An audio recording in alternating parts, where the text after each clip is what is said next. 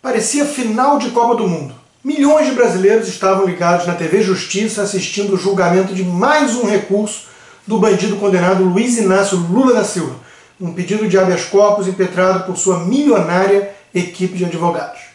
Os ricos e poderosos como Lula sempre contaram com infindáveis instrumentos para protelar a prisão até a pena prescrever.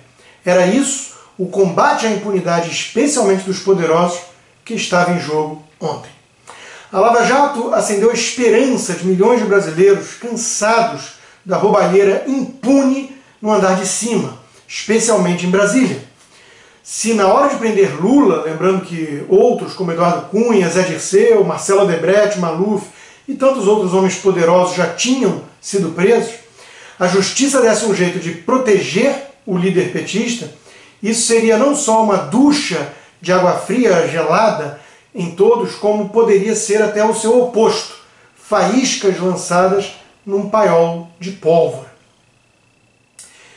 O clima de anomia tomou conta do país. Milhares foram às ruas protestar um dia antes pedindo justiça. E o lado de lá, os marginais ligados ao PT, né, o MST, fizeram e ainda fazem ameaças, desafiando o sistema jurídico do país. O MST, o braço armado do PT, ameaça com um abril vermelho, mais um, com porrada, guerra e luta, segundo eles, com o caos, como se a população já não estivesse mergulhada no caos produzido pelo próprio PT.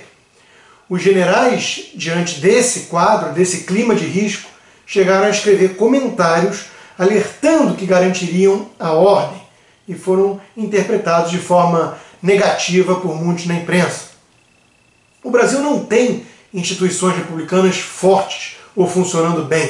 Se tivesse, Lula já estaria preso faz tempo. O alerta dos generais, a começar pelo chefe do Exército, Vilas Boas, serviu para influenciar a decisão dos ministros do STF, como alega a esquerda. Claro que a esquerda iria usar essa narrativa agora, como já está fazendo. Mas não se sabe direito a resposta. Pode ter tido alguma influência, como pode ter tido influência a pressão nas ruas da população. O invasor de propriedade Guilherme Boulos, pré-candidato à presidência pelo PSOL, o partido que oficialmente defende o regime de Maduro na Venezuela, manifestou-se nesse sentido, claro, explorando isso a seu favor. Ele disse no seu Twitter: ao que parece, a maioria do STF se acovardou e cedeu à chantagem do comandante do Exército. Se de fato confirmar uma prisão política e sem qualquer prova do crime, diz ele, o Supremo se apequenará diante da história. Capítulo lamentável do declínio democrático brasileiro. Bom, a cara de pau deveria ser um espanto, mas nada que essa gente diz nos espanta mais, não é mesmo? Eis que o bajulador de ditadores comunistas está falando do tal declínio democrático brasileiro. Seria cômico não fosse tão trágico. Se bem que, se pensar melhor, né, é engraçado mesmo. Chora mais, comunista, porque é engraçado ver o desespero dessa turma. O fato é que o placar esperado era apertado mesmo, né? E como foi, como acabou sendo. Lula contou com advogados ali disfarçados de ministros do Supremo. Uma vergonha. Nossas instituições saem fortalecidas desse episódio? Um pouco.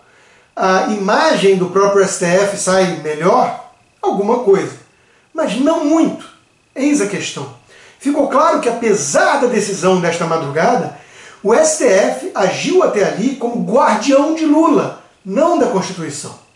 O grau de arbítrio dos ministros, aliás, tem sido espantoso e recorrente. Rasgaram a Carta Magna várias vezes antes para proteger esses bandidos. Como, por exemplo, na hora de fatiá-la para preservar os direitos políticos de uma Dilma que tinha sido vítima de impeachment. Um escândalo.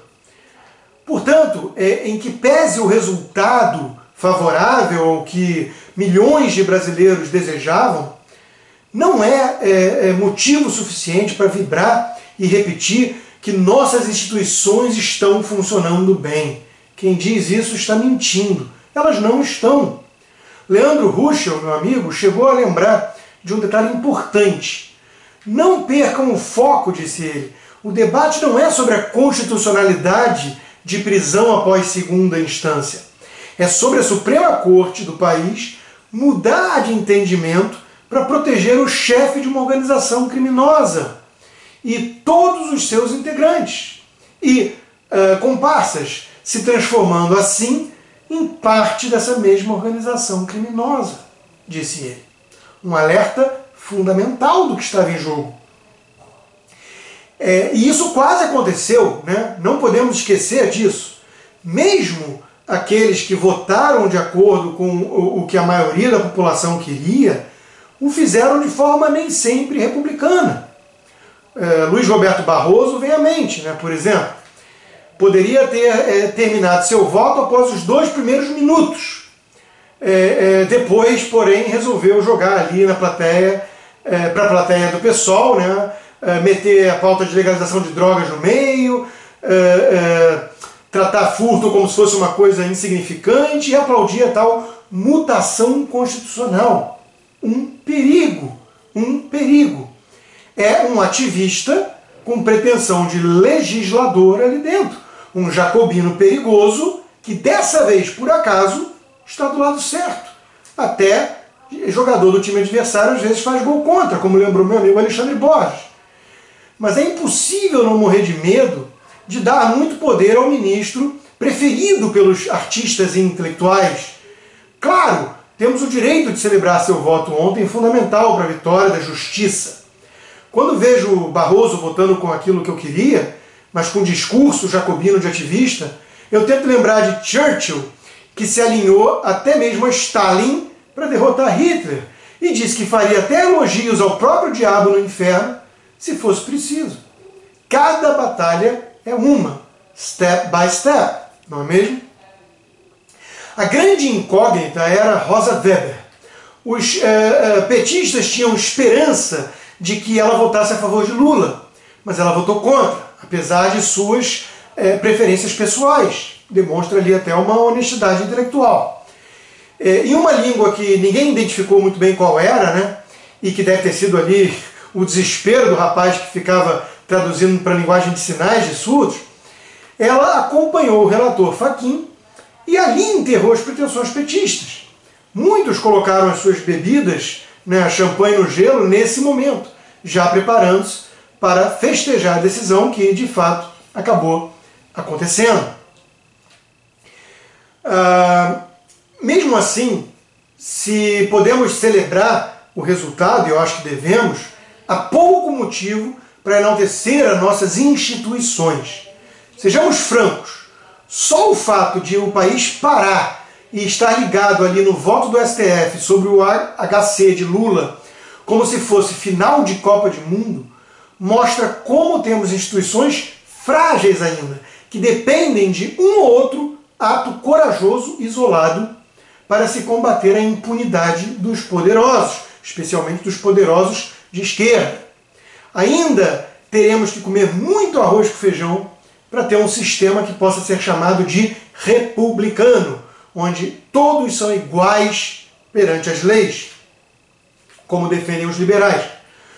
Os votos de Toffoli e Lewandowski nem são o mais importante, por exemplo. O simples fato de eles votarem num caso sobre um ex-cliente e amigo de família já é um absurdo. Eles não se declararem impedidos já é um assinte e um escárnio que mostra a fragilidade das nossas instituições. Lewandowski teve a pecha de falar em prisão automática, que ela não existiria em nenhum lugar do mundo. O que não existe em lugar algum, Lewandowski, é bandido condenado em segunda instância por vários juízes com vários recursos, sendo protegido por advogados disfarçados de ministros do STF. Marco Aurélio Melo foi outro que fez um papelão. A sociedade está indignada, disse ele. Ninguém quer corrupção. Se ela pudesse, a sociedade lograva vísceras, sangue, montava um paredão e fuzilava qualquer acusado de corrupção. Bom, quem monta paredão são os comunistas que foram defendidos por esses votos contrários no STF. Mas por que será, né, ministro, que a população está tão indignada? Teria alguma ligação com a impunidade promovida pelo próprio STF? Marco Aurélio falou ainda em saga da punição, em execução precoce. É, sem dúvida, um piadista. Gilmar Mendes, outro que envergonhou a casa, fez discurso político, atacou a imprensa, bancando a vítima, e se mandou para Portugal em classe executiva. Se antes era o advogado dos tucanos, segundo a acusação dos petistas, agora os petistas ficam sem saber o que dizer. Gilmar Mendes se tornou da noite para o dia um guerreiro do povo brasileiro. Já sobre o decano Celso de Mello, né, com uma postura muito sóbria, nada mais precisa ser dito além da constatação feita por Saulo Ramos em seu livro. Procurem saber. Mas há esperanças. E temos que lutar para construir um sistema realmente republicano. É uma luta constante, contínua, ininterrupta e infindável. Isso começa, claro, com a negação do habeas corpus a Lula e sua posterior e iminente prisão. O Brasil precisa disso. Precisa agora ver Lula sendo preso. É um símbolo importantíssimo para manter a fé da população no combate à impunidade dos poderosos e nas próprias instituições democráticas e republicanas. E que essa chama de esperança tenha se mantido acesa graças aos votos de duas mulheres, as únicas mulheres da corte, é algo que as feministas, sempre com viés de esquerda, terão que engolir. As empoderadas foram cruciais para a vitória da justiça. E não vemos as principais feministas enaltecendo e elogiando isso. Por que será? Enquanto isso, a mídia mainstream, quase toda de esquerda, né, já começa a sua narrativa inspirada em figuras como Guilherme Boulos, de que foi pela ameaça dos generais que um ex-presidente popular foi perseguido. O New York Times, jornaleco de esquerda, que é tido como imparcial só pelos esquerdistas brasileiros, já tinha publicado um texto logo depois da decisão. E os comentários são de chorar, literalmente, de chorar. Os leitores estão chorando com a tal republiqueta de bananas e não pense que julgam o Brasil dessa forma porque Lula estava até agora solto e rindo das instituições e fazendo ameaças e bravatas aos juízes. Não, é porque ele agora finalmente acabou de ter recursos e provavelmente será preso. O Brasil respira aliviado com a decisão de ontem. Com o impeachment de Dilma, evitamos um destino venezuelano naquele momento. Com a decisão do STF nessa madrugada, demos mais um importante passo para longe dessa realidade venezuelana. O nosso Maduro não está no poder como um tirano cruel, está como um condenado pela justiça após todos os infinitos recursos prestes a ser finalmente preso. A decisão do STF nessa madrugada de quinta gerou também reações nos pré-candidatos, associados de alguma forma aí ao antipetismo. João Amoedo, pré-candidato a presidente do Partido Novo, o único partido, diga-se, que oficialmente convocou os brasileiros para a manifestação pela prisão de Lula, disse que o STF deu ontem um passo para termos um país onde todos são iguais perante a lei, sem impunidade. O julgamento de ontem, disse ele, nos mostra como é importante participarmos e trabalharmos pelas mudanças que queremos. Nós podemos, sim, mudar o Brasil. Que esse espírito contagie os brasileiros neste ano tão importante, finalizou em seu Twitter. O empresário, dono da loja de Riachuelo, Flávio Rocha, que lançou aí o movimento Brasil 200 e é pré-candidato pelo PRB também à presidência, se manifestou de forma similar. Ele comentou sobre a decisão do julgamento no STF. Brasil 6-5 contra Lula. Nunca uma final de Copa do Mundo teve essa importância. Mais do que uma taça, estamos erguendo um país inteiro contra a impunidade e pela democracia. A nossa bandeira está no lugar mais alto. Em vez de hasteada em um pódio, está na alma de cada brasileiro. O Flávio Rocha esteve nas manifestações também do dia anterior para pressionar o STF e discursou: não vamos deixar que o assaltante maior, o chefe de quadrilha que dizimou nossa economia, fique impune.